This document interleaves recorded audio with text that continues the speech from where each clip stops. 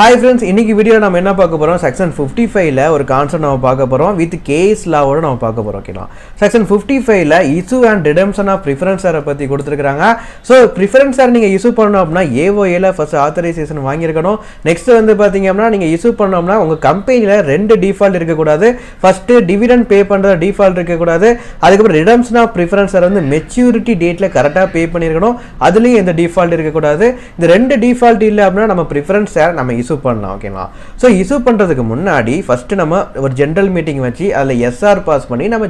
preference நம்ம issue பண்ணலாம் okay so இப்போ ரெடீம் பண்றதுக்கு மேக்ஸिमम பீரியட் வந்து பாத்தீங்கன்னா அதர் கம்பெனிஸ்க்கு வந்து பாத்தீங்கன்னா 20 இயர்ஸ் அண்ட் ஃபார் இன்ஃப்ராஸ்ட்ரக்சரல் கம்பெனிஸ்க்கு வந்து 30 இயர்ஸ் வந்து பீரியட் கொடுத்திருக்காங்க ரெடீம் பண்றதுக்கு இன்னொரு ப்ரொவிஷன் என்னன்னா நீங்க வந்து ரிடெம்ப்ஷன் பண்றப்போ சப்போஸ் உங்கள்ட்ட அவைலபிள் கேஷ் இல்ல ப்ராஃபிட் இல்ல ரிடெம்ப்ஷன் பண்ண முடியல அப்படினா நீங்க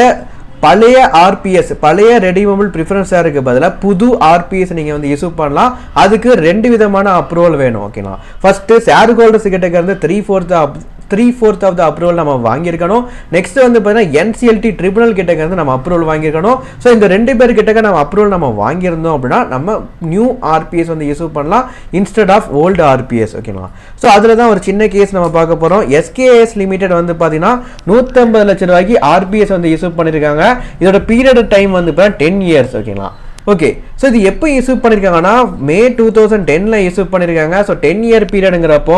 மே 2020 ல இது வந்து எக்ஸ்பைரி ஆகுது 2020 பத்தி உங்க எல்லாத்துக்குமே நல்லா தெரிஞ்சிருக்கும் இது COVID-19 உள்ள பேண்டமிக் பீரியட் ஓகேங்களா சோ இந்த பீரியட்ல கம்பெனி கிட்ட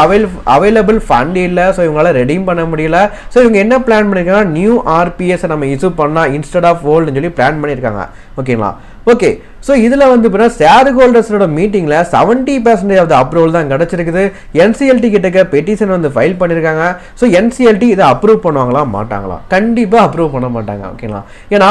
ஷேர் ஹோல்டர்ஸ் கிட்ட இருந்து 3/4 ஆஃப் தி அப்ரூவல் வாங்கணும்னு சொல்லி ப்ரொவிஷன்ல கொடுத்திருக்காங்க 3/4 னா 75% பட் இங்க only 70% ஆஃப் அப்ரூவல் மட்டும் தான் வாங்கி இருக்காங்க ஓகேங்களா 5% மிஸ் ஆகுது சோ இந்த இடத்துல நியூ RPS நம்ம இஷ்யூ பண்ண முடியாது இன்ஸ்டெட் ஆஃப் ஓல்ட் RPS ஓகேங்களா சோ இந்த கேஸ்ல ஏதாவது டவுட் இருந்துச்சுனா வாட்ஸ்அப்ல கால் பண்ணி கேளுங்க ஃபுல் டீடைல்ஸ் பத்தி ஃபுல் கிளாஸ் ஃபுல் ப்ரொவிஷன் பத்தி தெரிஞ்சுக்கணும் அப்படினா கிளாஸ் வந்து என்ரோல் பண்ணுங்க பை